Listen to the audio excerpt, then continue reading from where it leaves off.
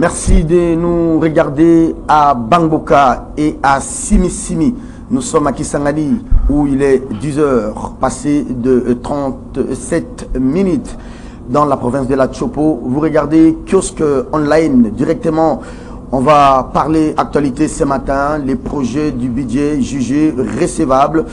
Ça passe donc sans casse pour Jean-Michel Samaloukonde, Premier ministre, chef du gouvernement.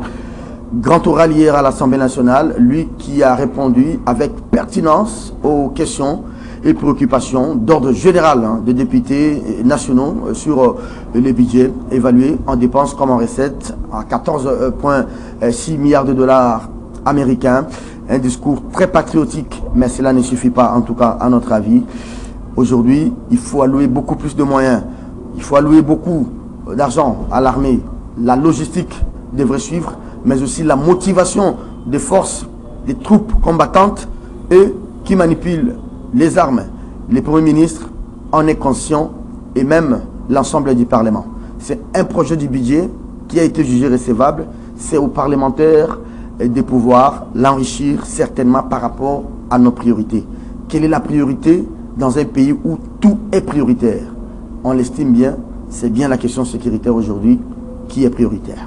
La question sécuritaire, les chefs d'État, membres des États de l'Afrique de l'Est, étaient en réunion téléphonique hier. Ndaye Chimié, le président burundais, l'a fait savoir, du moins son porte-parole, le bureau de son porte-parole. Ils étaient en conférence téléphonique hier. Tous ces chefs d'État se sont accordés pour une prochaine réunion en ce mois de novembre. Les chefs d'État, on parle d'une réunion extraordinaire sur la situation sécuritaire à l'est du pays. Déjà une réunion qui sera précédée, je crois, dans 2-3 jours, d'une autre réunion des chefs des armées, des chefs d'État, majors des armées de ces pays. Alors que des appels à la cessation des hostilités partant de New York, en passant par Addis Abeba, là où se trouve le siège de l'Union africaine, Macky Sall a parlé. On dit l'Union européenne également, mais ça ne suffit pas. Sur le terrain, aucune évolution notable, aucune évolution significative en ce qui concerne tous ces appels. L'EAC, Luanda qui demande les retraits des troupes, mais aucune partie n'obtempère. Alors, il faudrait se contenter tout simplement à ces appels, il faudrait se contenter tout simplement à ces condamnations, ou bien il faut passer au-delà des condamnations. On dit juste que là, il n'y a pas encore rupture diplomatique. C'est vrai que l'ambassadeur a été expulsé, mais Kinshasa a rappelé aussi notre chargé d'affaires. Mais les portes restent toujours ouvertes pour pouvoir arriver à ce que moi j'appelle une sorte de désescalade entre Kinshasa et ces barbares rwandais extampillés M23.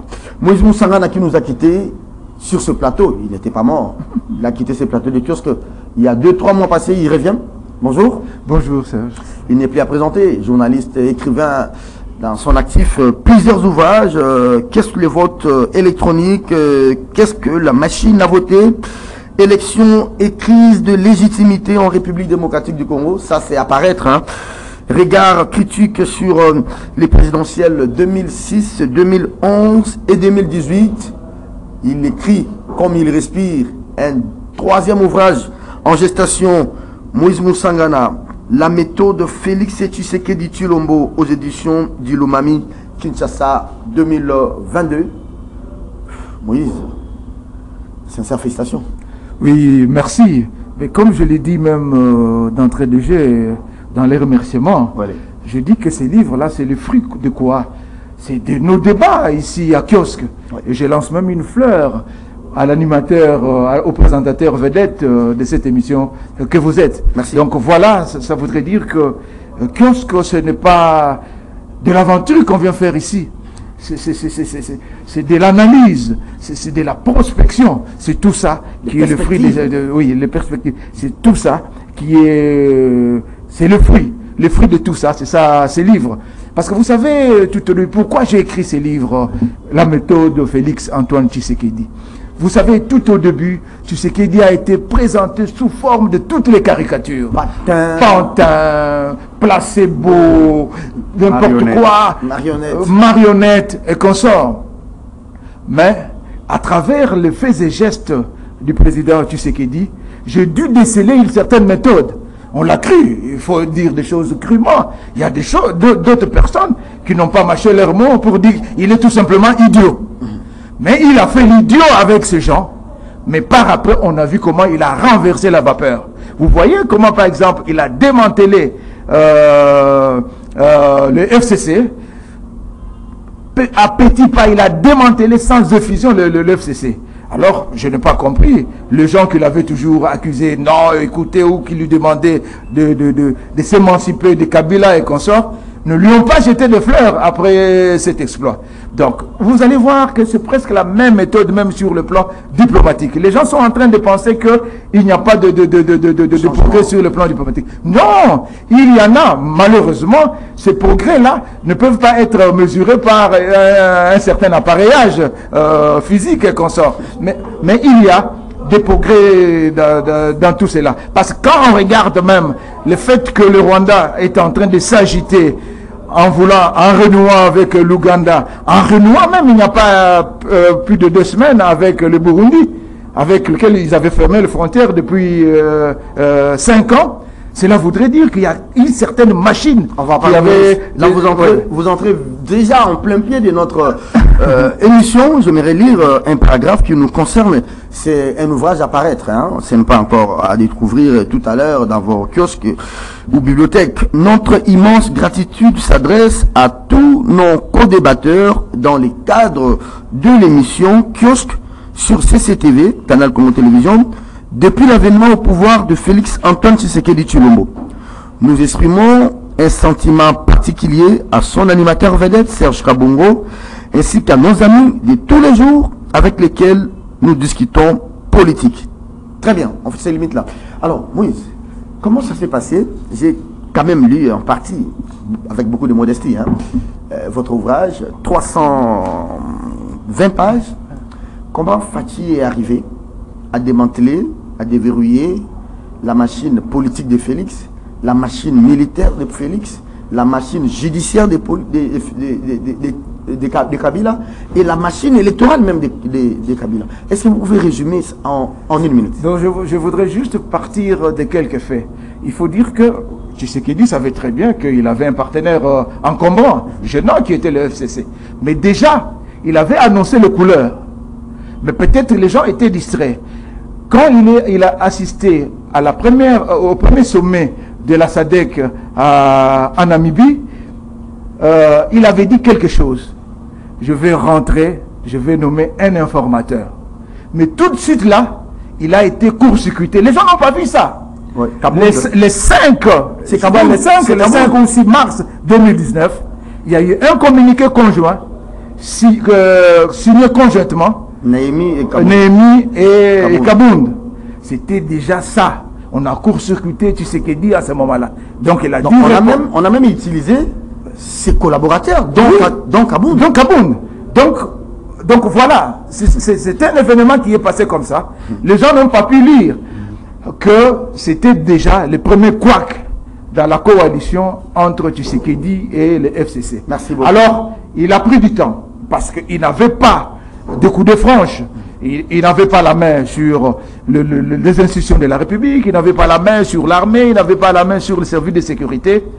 Il a pris tout son temps pour voir comment se débarrasser de son partenaire qui était encombrant. Donc tout ça, effusion de sang. Sans effusion de sang, c'est retracé pas à pas dans ce livre. Donc, je suis parti, j'ai juste des faits. On en parlera. On en parlera. Merci beaucoup. On risque de prendre toutes les minutes de l'émission pour parler de cet ouvrage. Allez, en face de Moïse, nous avons Joseph. C'est des noms bibliques. Hein? Moïse, Joseph. Serge, non. Serge n'est pas dans la Bible. Ah, c'est bien dommage. J'aurais pu avoir le nom de... Salomon, peut-être. Salomon Kalonda, il dit. Non. Bonjour, Joseph. Bonjour Serge, bonjour. Jeff, ça vous arrange? Oui, les deux, hein, les deux. Bon, écoutez. Je vous ai vu agiter la tête quand Moïse parlait tout à l'heure. Oui, mais il faut d'abord féliciter parce que j'étais toujours dit que les débats autour de ce plateau ne doivent pas s'arrêter là. Il faudra que les résultats de nos débats traversent les temps. Pas des débats somptueux battus. Ah, absolument. Ça traverse le temps, ça traverse les époques. Pour que demain, qu'on dise une fois que non, écoutez, voilà ce qui a été fait. Ça, c'est le résultat des journalistes qui est changé de temps en temps sur Le les plateaux de télévision. prof Ndaïwel aussi a écrit sur kiosque. Ah voilà, donc vous voyez, c'est des choses comme ça qu'il faut.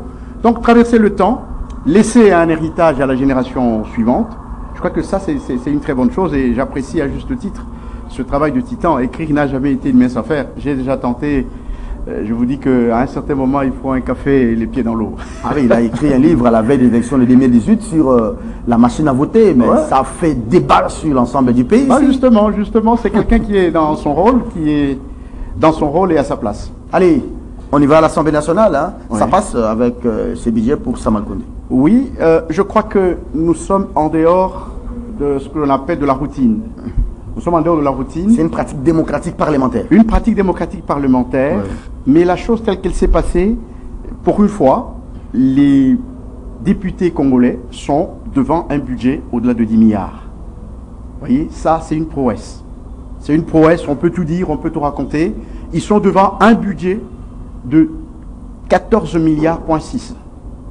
Donc, c'est une progression attendue, parce que vous savez qu'en 2006, c'était 9 milliards, quelques. Nous sommes arrivés à 12.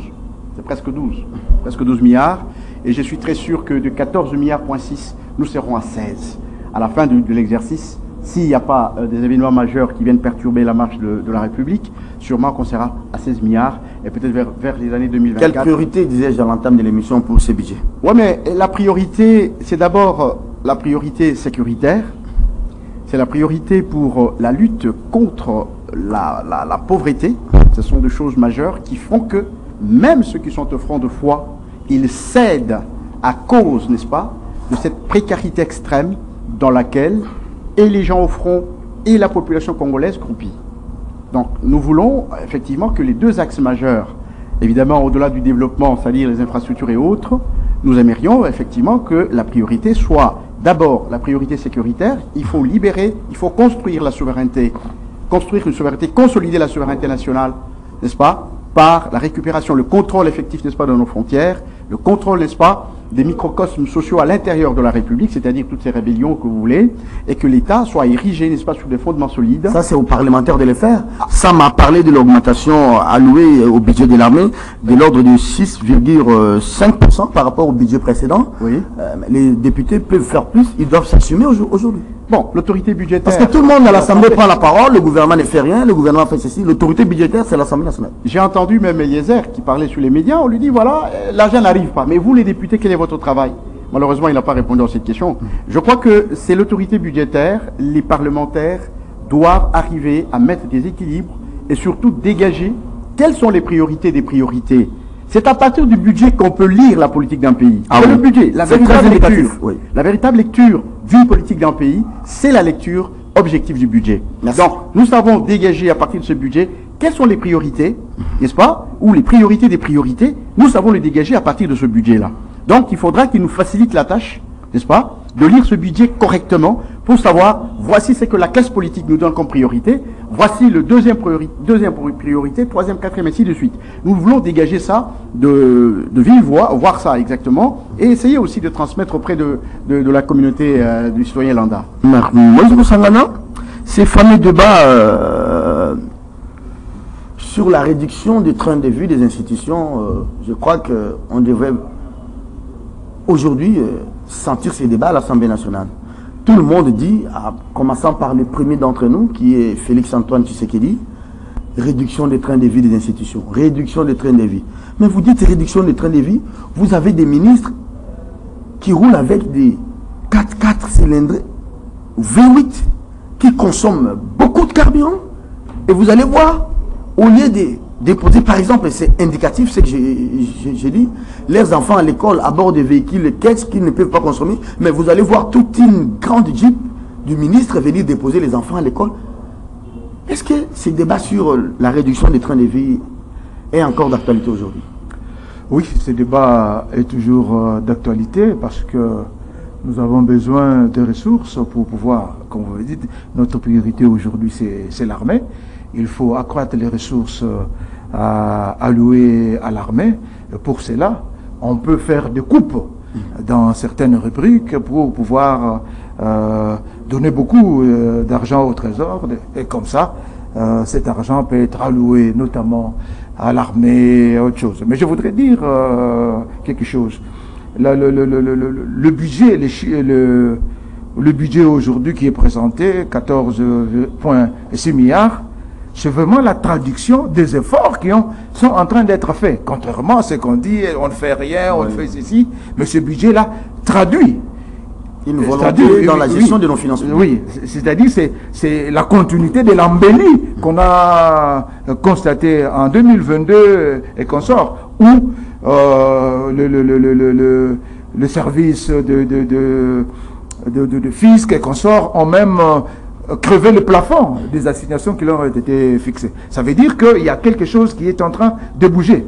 Mais des efforts doivent être faits pour pouvoir canaliser ces ressources pour qu'ils soient utilisés efficacement. Un économiste m'a dit on peut faire plus. On peut faire plus parce qu'il y a un problème qui gangrène ce pays, c'est la corruption. Il y a encore beaucoup de ressources qui sont englouties par la corruption. C'est pourquoi il faut saluer le travail qui est abattu par l'IGF avec Alinguete. Il faut aussi saluer oui, il faut aussi saluer la Cour des comptes qui est maintenant active. Oui. Je crois que cette mise en commun des efforts entre l'IGF et la Cour des comptes va booster ce qui est en train d'être fait maintenant. Mais il faut aussi dire qu'il y a la justice. Parce qu'il y a la justice. Qu'on ne voit pas souvent en l'œuvre. Oui, parce qu'il y a quoi? C'est l'impunité.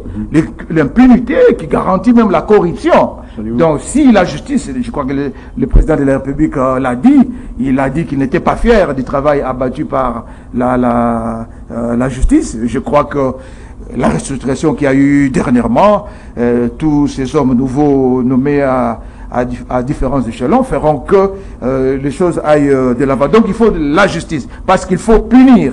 Vous avez dit que ce budget, il faut augmenter les ressources pour l'État et pour l'armée. Mais il ne faut pas seulement augmenter les allocations envers l'armée, mais il faut aussi suivre l'affectation réelle de ces ressources allouées à l'armée. Le président de la République a déclaré il n'y a pas très longtemps que depuis l'indépendance, c'est maintenant là que cette armée a bénéficié de plus d'allocations. Mais comme vous avez dit, sur le terrain, le résultat sont mitigés. Donc ça voudrait dire que on va allouer les ressources, mais il faut suivre l'affectation de ces ressources. Parce qu'on sait bien dans ce pays, il y a toujours ce qu'on appelle opération retour, qui fait que sur 10 dollars envoyés en province, 8 dollars retournent à Kinshasa et circulent à Kinshasa. Je crois que s'il faut faire une IGF de l'armée, il faut le faire. Mais il y a déjà l'inspectorat avec Tango Fort. Mais je crois que si ils ont besoin des ressources des civils, je crois qu'il le faut. Très bien. On manque au chef de l'État qui a 20 000 hommes à l'est du pays, mais à peine il y en a 29 000. Vous voyez ça? Bon, on a peur de parler de ces gens-là parce qu'ils ont la gâchette facile, malheureusement. Et après, on a appris que Tango Fort avait mis la main sur 3, 4... 9 colonels. Voilà. Je connais pas la suite. Mais je voudrais juste ajouter une petite chose sur le budget. On veut prendre l'aspect diplomatique de cette guerre. Non, on a pris l'aspect budget. Non, j'ai juste une petite chose à ajouter sur le budget. Je crois que les gens aussi doivent comprendre les contextes même dans lesquels ces budgets sont en train de se suivre. Nous avons connu au monde la crise du Covid qui a pratiquement touché les économies. Qui a touché les économies, et que pour que l'économie, par exemple, des États-Unis reste à flot, les États-Unis ont dû débourser 5 500 milliards de dollars. La France, 600 milliards de dollars. L'Allemagne, 700 milliards de dollars. Le Congo, zéro parce qu'on n'en a pas. Et puis, après la crise de la pandémie, il y a eu l'Ukraine. Le FMI nous a quand même donné quelque chose. Mais oui, mais par rapport... des tirages spéciaux. Oui, mais c'est 300... Non, je dis par rapport à nous-mêmes. Okay, nous n'avons pas eu de capacité pour financer notre économie, soutenir notre économie. Mais il faut aussi maintenant tenir compte de la crise russo-ukrainienne qui aussi a des impacts négatifs sur nos économies, surtout nos économies africaines. Donc c'est pourquoi je voulais juste souligner ça pour dire qu'il faut saluer l'effort qui est en train d'être fait. Merci beaucoup. Comme Mais on reste vigilant. Merci. Restons vigilants. Parce qu'il semble que tout dépend du cours des métaux. Hein, parce qu'aujourd'hui, la Chine achète des métaux. Vous avez les rapatriements des dollars et ainsi de suite. Mais si demain ça retombe, vous risquez d'avoir un budget de 4 milliards. Hein. Attention, il faut plutôt penser à investir là où il y a les secteurs porteurs de croissance. Il faut diversifier l'économie. Parce que quand vous regardez, j'ai suivi les débats avec des parlementaires, à 45%, ce sont les mines qui ont contribué. Mais les mines là, c'est volatile, attention. Allez, on va parler de l'aspect. Un petit mot sur... vous avez parlé de la réduction du train de vie. Oui, mais tout le monde en parle, mais tout le monde en parle. Dans la pratique, mais qui doit pratiquer la réduction du train de vie des institutions? C'est les institutions elles-mêmes. Non, c'est d'abord le parlementaire. Voilà. Parce que c'est eux qui corrigent les affectations budgétaires. C'est eux qui ont maintenant le budget entre leurs mains, qui vont devoir opérer ce qu'on appelle la réduction du train de vie. C'est eux. Le gouvernement a donné ce qu'il a cru faire, et aujourd'hui, ce sont les députés qui doivent, en principe, opérer cela. Donc, ils ne viennent pas nous chanter encore demain de la réduction du train de vie des institutions pendant qu'ils ont le budget entre leurs mains. Merci. Ça, c'est la première chose. Deuxièmement, un économiste vous a dit que c'est possible de faire plus 14 milliards. Attention, il faut quand même reconnaître les efforts de Félix. Nous vivons dans ce pays. Quand nous étions à 4 milliards, qui a dit que c'était possible de faire 10 milliards ici? Je vous apprends que quand Félix a parlé de 10 milliards, le FCC s'est réuni là-bas à Kingakati avec Kabila en présence. Kabila a posé la question à tous les économistes qui étaient dans la salle. Est-ce que c'est possible de faire 10 milliards dans ce pays? On a rigolé, on s'est moqué de Félix. Même Sélé, il y a la Gouli. Il a dit, mais c'est déjà un rêve. Là, à Kingakati, avec tous les économistes de la deuxième République. Mais les rêves est permis, non? Mais oui. D'abord, ils ont nié, ils ont dit, mais ce monsieur est en train de rêver, il ne sait pas ce qu'il est en train de faire. Aujourd'hui, nous sommes à 14 milliards. C'est pour vous dire que ceux qui parlent qu'on peut faire plus, ça veut dire ils se sont basés sur les efforts de quelqu'un qui a osé. Voilà. Effectivement, qui a osé. Je voudrais vous dire encore que dans la semaine, j'étais avec... Vous voulez me dire enfin? Oui, enfin, si vous voulez. Dans la semaine, j'étais avec, je le cite, Tchani. Moi d'invite, Noël. Quand on a échangé, il me dira que oui, on peut mobiliser 75 milliards de dollars dans ce pays. Je veux bien. Mais d'abord, il faut reconnaître les efforts de celui qui a passé le cap de 10 milliards et qui vous a attiré votre attention et vous dire qu'on peut faire plus. Merci beaucoup. Moïse Moussangana, volet budget de cette guerre par ces barbares du Rwanda. Les confrères a ouvert, notre consultant, je veux bien que vous puissiez prendre l'aspect diplomatique. Maintenant, c'est des appels à la cessation des hostilités, retrait des troupes. Ça n'a pas commencé aujourd'hui. Tous ces chefs d'État, tous ces chefs de gouvernement ont vu ça, l'ont vu venir. Alors, aujourd'hui, c'est les Burundais, Ndaïchimié, qui réunit tous ses frères, pères, présidents, pour parler de la réunion des chefs d'État-major. D'abord, une réunion extraordinaire des chefs d'État membres de l'EAC. Est-ce que... qu'est-ce qui va changer diplomatiquement? Je crois que pas qu'est-ce qui va changer diplomatiquement, mais je pense que quelque chose est en train de changer diplomatiquement. Parce que tous ces appels, qui ne sont pas des agitations, je voudrais dire, mais tous ces appels, donc, c'est-à-dire que les gens, quelque part, sont en train de retrouver peut-être la conscience. Est-ce que ce n'est pas de l'endormissement? On n'est pas en train d'endormir.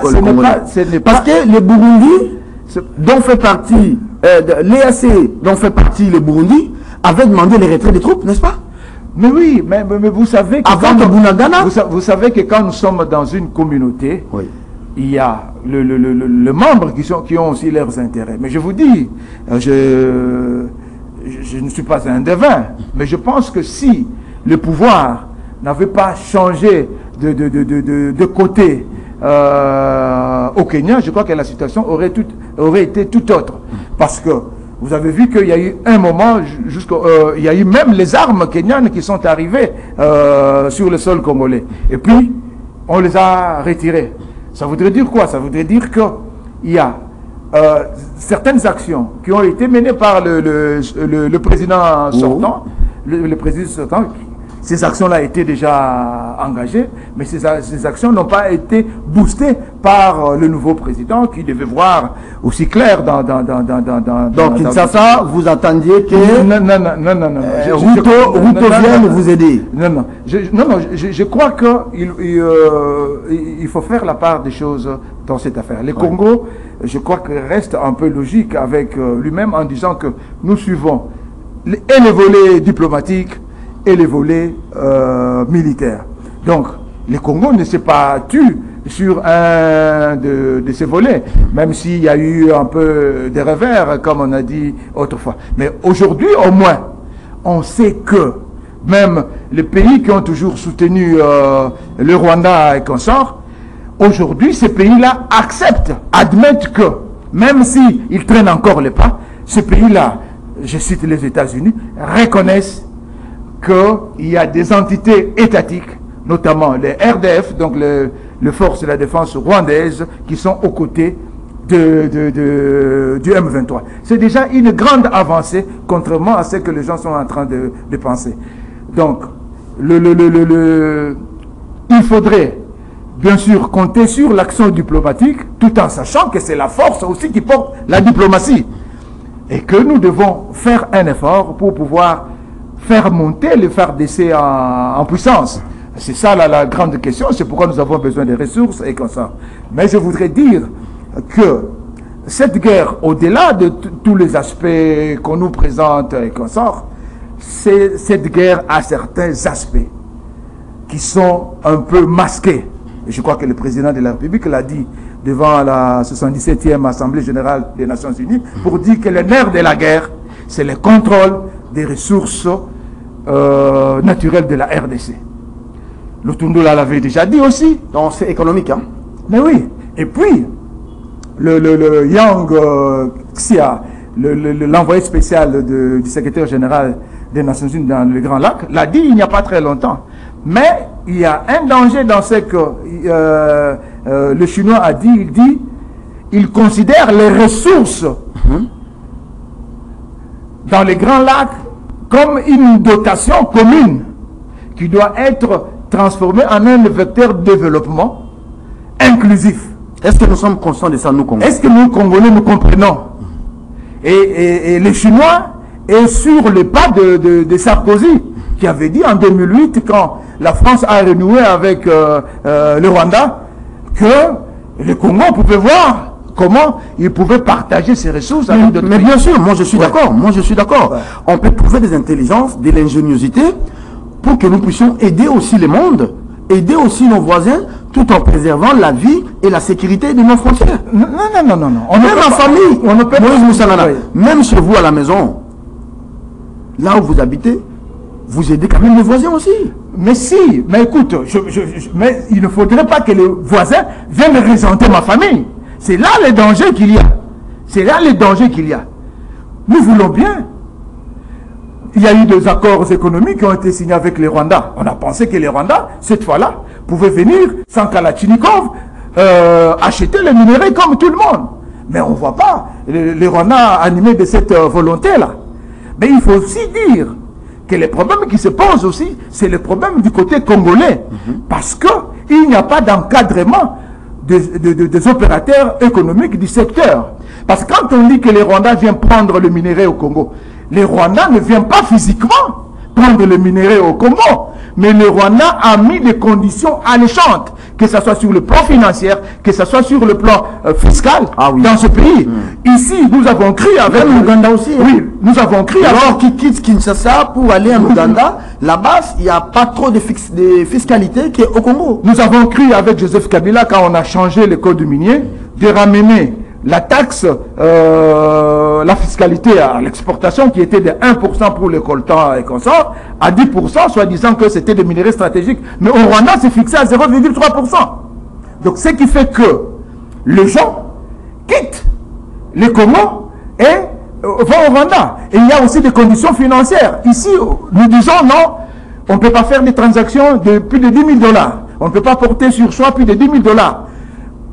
Or, le Rwanda n'a pas limité le nombre, la quantité d'argent qu'il faut transporter. Moïse, merci. Attends, c'est très important. Oui. Ce qui fait que tous les hommes d'affaires congolais qui sont dans le Kivu ont des comptes, leur argent au Rwanda. ont logé leur argent au Rwanda et ont logé leur argent à Kampala. Ouais. Parce que quand il veut faire une transaction, par exemple 2 millions de dollars à Dubaï, quand il va au Rwanda, il sort c'est 1 million de dollars, il sort son million de dollars. Il n'y a pas de compte, sauf que les Rwandais, parce qu'on convertit en francs rwandais, et puis ils gagnent sur le différentiel de taux d'échange. Donc, alors que chez nous, ce n'est pas possible. Or, quelqu'un, par exemple, qui a une tonne de coltan, c'est entre 75, peut-être, quand le prix était un peu élevé, c'est 100 000 dollars. Ben maintenant, on est presque à 65, 75 000 dollars. Alors, quelqu'un qui vient avec une tonne de coltan, il a besoin de 75 000 dollars. Vous lui dites non, attendez, vous allez prendre 9 900 000, 9 900 000, ça fait combien de jours? Et c'est ça qui favorise la fraude. Ça fait que les gens qui ont des minéraux comme ça font quoi? Ils traversent au Rwanda. Merci. Donc voilà. Donc il y a des mesures que le gouvernement congolais doit prendre parce que la guerre ne doit pas être seulement militaire vis-à-vis du Rwanda, mais ou diplomatique. La guerre aussi vis-à-vis du Rwanda doit être économique. Donc nous devons voir, nous Congolais, qu'est-ce que le gouvernement peut faire. Très bien. Pourquoi? Pour ne pas aussi assécher le Rwanda financièrement, parce que le Rwanda finance la guerre avec l'argent tiré des ressources du Congo. Merci beaucoup, Joseph Kongolo. Tous ces appels au calme vont finalement apporter quoi? Il y a eu les compromis signés à Luanda sous l'égide du président Lorenzo, parrainé par l'Union africaine, l'EAC, retrait des troupes, jusqu'à ce qu'aujourd'hui Rutshuru est attaqué. À l'époque, Rutshuru n'était pas attaqué. Les Américains vont dire, aujourd'hui c'est Ndaïchimier qui dit, pour que ça change quoi finalement? J'ai une lecture là-dessus. Oui. D'abord, tout ce que vous avez dit montre bien que la guerre, les responsables de cette guerre, les véritables responsables de cette guerre, ne sont pas les acteurs dont on parle. Voyez-vous, ça c'est la première lecture. Ce n'est pas à Luanda, ce n'est pas non plus en Nairobi, ce n'est pas non plus à Kigali ou si vous voulez en Ouganda ou encore au Burundi. Non, ce ne sont pas les véritables porteurs de cette guerre. Ce n'est pas eux. Donc nous sommes en train de nous agiter. Voilà pourquoi j'ai mis un doute méthodique sur l'ensemble d'agitation de tous ces acteurs sous-régionaux. Voyez-vous, je doute qu'ils soient capables, par leurs actions, mettre fin à cette guerre. La guerre, eux, ce sont des sous-traitants. Nous l'avions dit, ce sont des sous-traitants. Ils ne sont pas capables de terminer cette guerre. Ils vont s'agiter dans tous les sens. La guerre ne viendra pas, ne prendra pas fin avec les États de l'Afrique de l'Est, la SADC et tout ça. La guerre ne prendra pas fin. La guerre ne peut prendre fin qu'avec deux acteurs. Le premier acteur, c'est le Congo lui-même. C'est la République démocratique du Congo qui peut terminer cette guerre en ouvrant des fronts avec des gens et des moyens qu'il faut. Nous allons terminer cette guerre sans tenir compte de toutes ces agitations diplomatiques au niveau de la sous-région. La guerre ne prendra pas fin avec ces gens-là. Le deuxième acteur, ce sont les États-Unis. Donc la communauté, ce sont les États-Unis. C'est eux qui peuvent mettre fin à cette guerre. Tout ce que nous sommes en train de faire en la sous-région, nous perdons de l'argent, nous perdons du temps.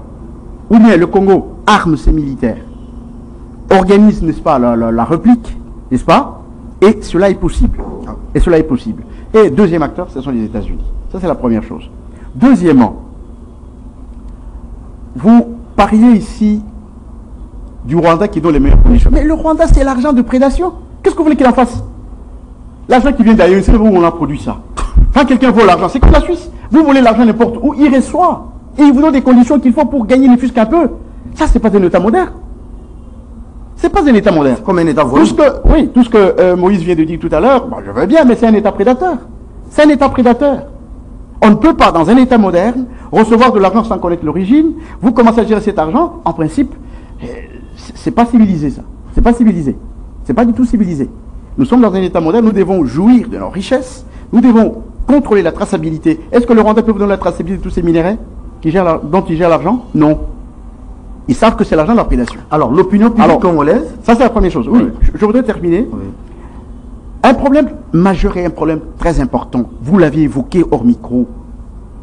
Et aujourd'hui, l'ensemble des recherches sont tournés vers 1885. Aujourd'hui, on doit savoir avec précision qu'est-ce qui a été dit exactement sur le Congo à la conférence de Berlin. Nous savons que la première chose qui a été faite, c'était la porte ouverte. La porte ouverte, Mobutu l'a dit, ça ne venait pas de Mobutu, ça venait du délégué américain qui était à la conférence de Berlin, qui voulait que le Congo est suffisamment riche, grand, alors ça doit être le patrimoine commun. Tout le monde devait venir au Congo. C'est comme ça que nous avons des quartiers grecs, des quartiers espagnols, des quartiers français, des quartiers latins. Ce qui n'existe pas ailleurs. Je suis allé à Brazzaville, j'ai fait presque 2 semaines à Brazzaville. Il dit, mais nous, on n'a jamais vu des carcasses de véhicules américains chez nous.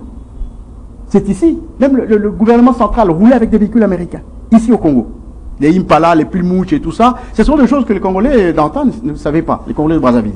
Voyez-vous? Donc ça veut dire qu'il y a eu des contrats signés entre les membres, n'est-ce pas, qui étaient à la conférence de Berlin, où ils se sont partagés les tâches. Ceux qui avaient gagné la Deuxième Guerre mondiale. Absolument. Oui, ils se sont partagés les tâches ici au Congo, et ils se sont donné les tâches. Donc nous devons interroger la conférence de Berlin aujourd'hui. Je crois que les recherches sont orientées vers là.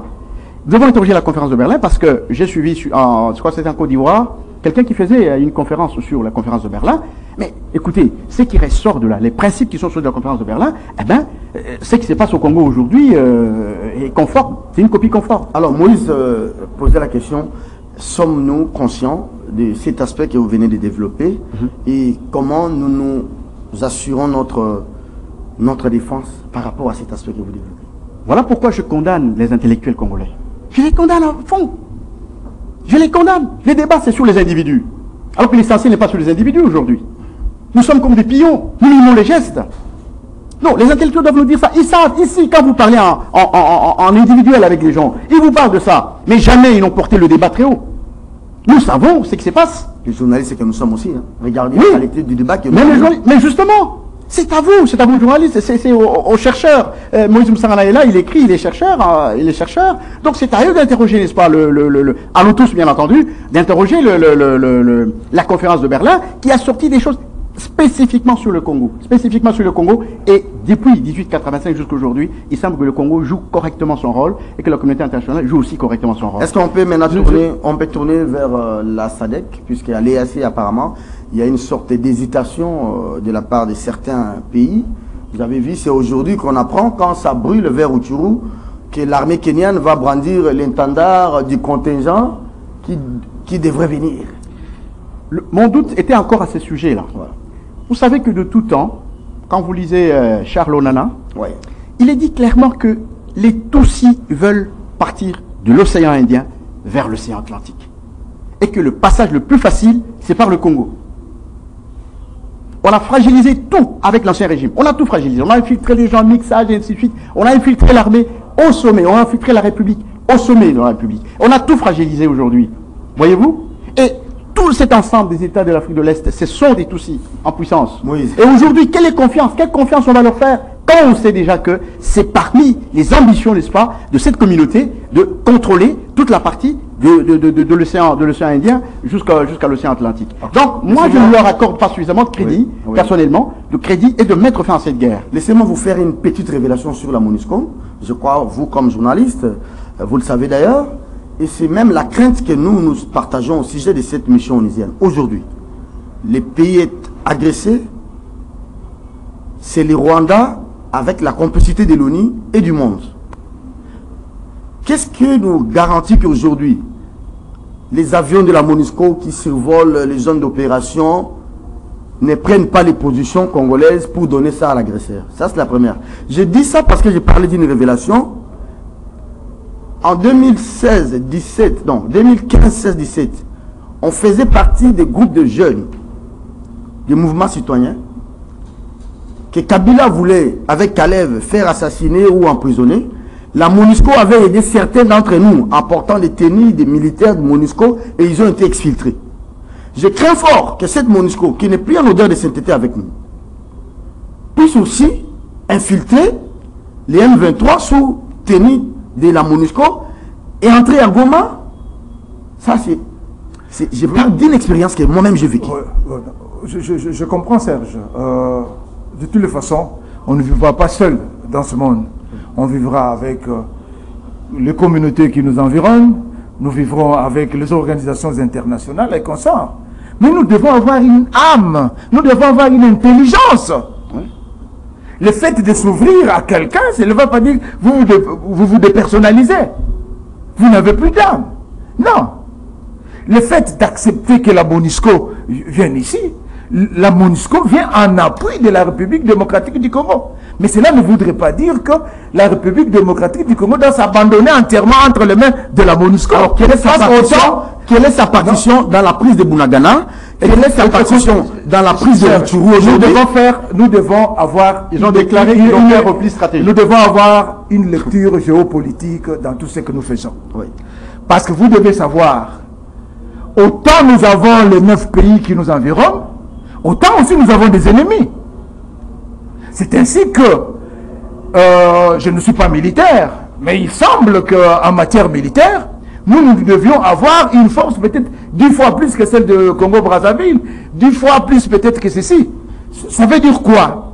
Ça veut dire que les dangers que nous... il y a toujours un danger parce que chaque pays a toujours un agenda sur un autre. Ouais. Alors, nous ne devons pas croire. Je crois que c'est peut-être la religiosité en excès que nous connaissons aujourd'hui qui nous trouble. Non, nous devons savoir que tous les pays qui nous environnent ont des agendas sur nous. Autant aussi, nous devons avoir des agendas sur ce pays-là. Merci. Donc, tant qu'on n'en aura pas, pourquoi aujourd'hui il y a un problème? Avec quel argent, par exemple, les Rwandais tiennent la guerre? Parce que pour faire la guerre, il faut de l'argent. Et mais nous n'avons même pas un think tank capable de scruter l'économie rwandaise pour savoir comment cette économie-là est alimentée et qu'est-ce que nous pouvons faire pour même assécher cette économie-là. Non, nous ne raisonnons pas. C'est ça, quand vous ne réfléchissez pas, quand vous n'avez pas une intelligence, les gens vont venir monter sur le dos. Oui, on va se limiter là-bas, mais je voudrais dire que cette guerre-là, c'est aussi bon parce que aujourd'hui, tout ce que le Rwanda était en train d'afficher comme argument pour attaquer le Congo, ce fonds de commerce-là est en train de fondre comme du beurre au soleil. Donc, d'abord, on ne comprend pas comment le Rwanda, qui a un pays, qui a son peuple, le Rwanda peut penser garantir la sécurité d'une communauté congolaise. Mais c'est pas possible. Hein? C'est pas possible. Donc, il y a d'abord ça. Donc, nous là, on reste ici et on dit que non, Sassou est en train d'attaquer les Mboshi. La sécurité des Mboshi là-bas n'est pas assurée. Oh, quel est notre problème? Voilà, vous comprenez ça? De deux, le FDLR, cet épouvantail. Mais par deux fois, le Rwanda a contrôlé les services de sécurité de ce pays. De 1977 à 1978, James Kabarebe était chef d'état-major général de ce pays. Oui. Ils ont même administré ces territoires. Ils ont accédé. Mais oui. Et puis, en dehors de cela, il y a eu, de 1998 à 2003, 5 ans, l'RCD a administré, le Rwanda, sous couvert du RCD, a administré l'Est de la RDC. Qu'est-ce qu'ils ont fait?